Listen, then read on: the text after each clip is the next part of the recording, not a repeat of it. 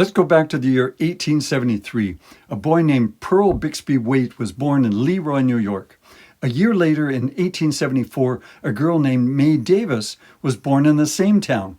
Now, neither one of them knew it, but one day together, they would turn animal byproducts into a sweet, fruity, iconic treat that would be sold nationwide in Canada, the United States, and the United Kingdom.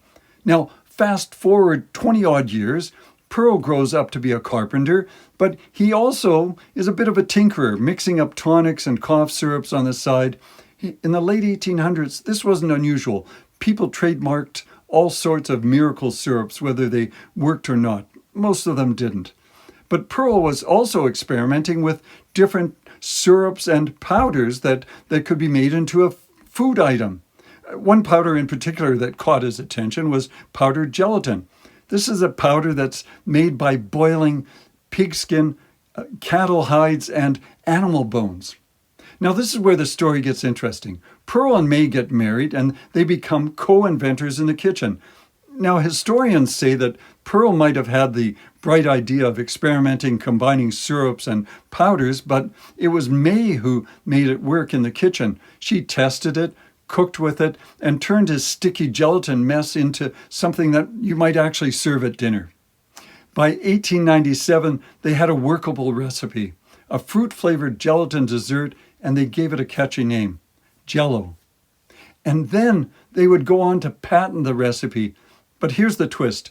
Nobody wanted it. Imagine trying to convince people that a powder made from animal byproducts was now a tasty dessert. After a couple of years of failure and struggling, they sold the rights to their Jell-O patent for $450.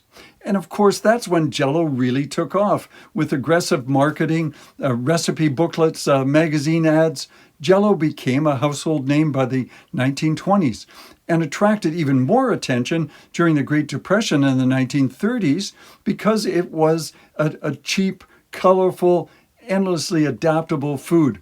People put everything in it, fruit, vegetables, and even hot dogs. By the 1940s and 50s, it was everywhere. Church basements, family dinners, kids' birthday parties. Some people loved it, others, not so much. But think about it. Here we are over 130 years later after its creation, and Jell-O is still around. And it all began in the most unlikely way.